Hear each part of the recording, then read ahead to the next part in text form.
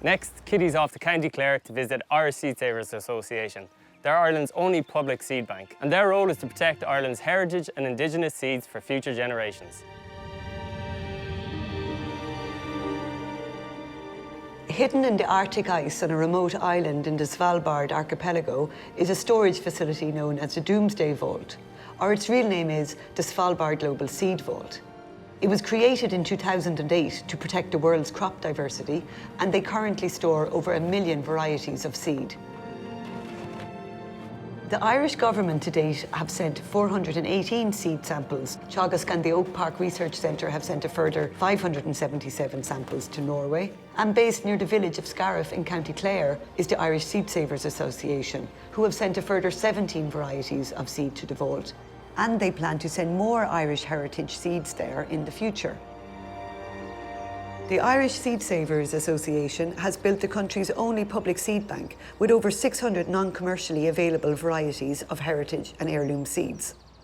At Irish Seed Savers, we conserve, protect and utilise Ireland's food crop heritage. We grow vegetables, we keep some of the seed for conservation purposes and other parts we sell to the public, so it's conservation through use.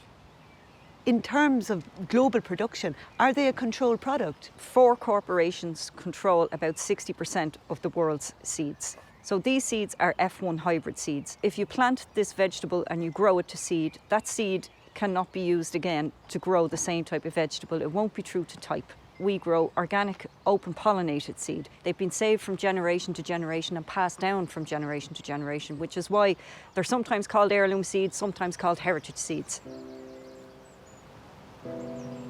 Like the fact that so many animals are endangered and becoming extinct, it's mainstream knowledge, but I really feel with plants, the information's not really out there. People are usually unaware that about 90% of our crop varieties have been gone from farmers' fields since the 1900s. So once these varieties are lost, they're lost. For you, Sinead, what are the things that resonate most with you?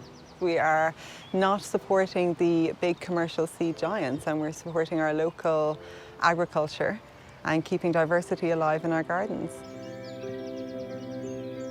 It is very clear that saving our seeds is vital for protecting our seed heritage, but it can also play a big part in our national food security. People will always need seeds to grow, and recently we have seen the effects and concerns regarding food security and supply chains being put in the spotlight.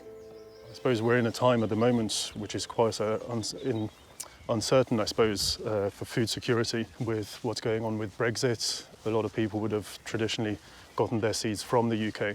There's what's going on in the Ukraine, that's obviously having a big impact. The diesel prices going up suddenly to transport the seed becomes more expensive. The whole seed issue is a very, very broad one. For those that might not know, what is the difference between growing seed and growing food? I suppose the biggest difference is time, the amount of time your crop is going to be in the ground. If we take a look at this lettuce here, canasta, it would take about 6 to 8 weeks, 2 months to grow as a food crop. And it'll take another 4 months to actually produce seed before we can harvest it. Observation is key through the entire process, because when you're producing seed, the seed that you sow is the plant that grows the whole way through is going to produce the seed quality.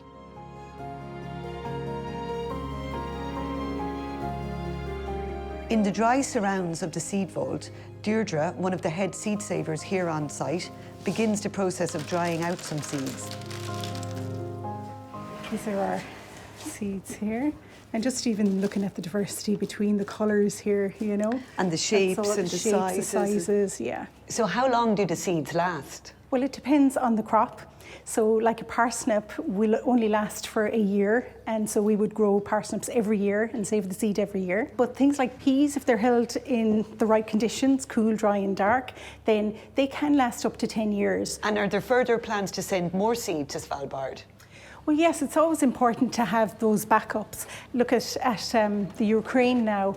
You know, seed banks are nearly always one of the first things that are hit in wars, because if you control the seed bank, you control food. You know, it is very important to have a long-term storage like Svalbard and to keep, you know, putting deposits there. But it's equally as important, if not more, to keep those varieties alive, to keep growing and to keep saving seed.